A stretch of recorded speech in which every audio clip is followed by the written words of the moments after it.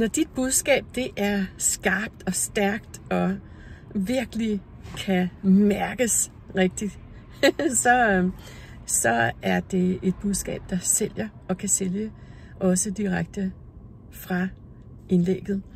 Og er dit budskab i stedet for sådan et mudret et, så vil du efterlade dine læser eller lyttere i en mudret tilstand.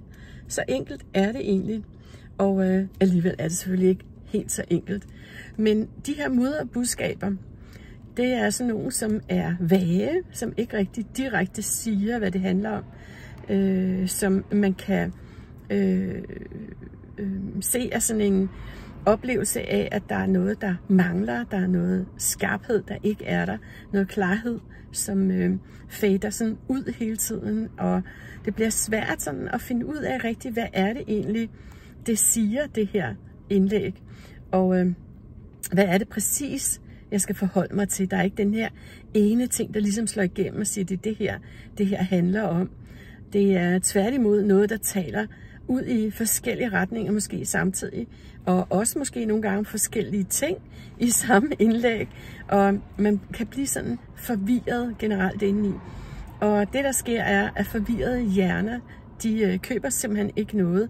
Så har du fået forvirret din læser eller lytter med et mudret budskab, så er det altså derfor, at der ikke rigtig sker det, som du ønsker måske i din indkomst. Og det er altså noget, vi godt kan råde båd på, fordi man kan sige, at du har et stykke arbejde foran dig, hvis dine budskaber er mudrede. Du har nogle ting, du skal have fundet ud af at få gjort helt skarpe i dit fundament, men også i selve tilgangen til de her budskaber, eller den måde, du sætter dem op på. Så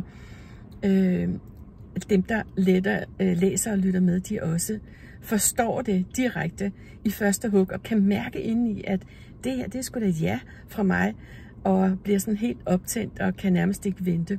Og så kan du næsten være sikker på, at de også klikker videre, fordi du har ramt ind i noget, som er direkte talt ind i din drømmekunde, og som også taler til det, de har brug for lige nu. Og det er der, vi gerne vil hen med de her budskaber, sådan så vi kan tiltrække flere kunder på vores indlæg.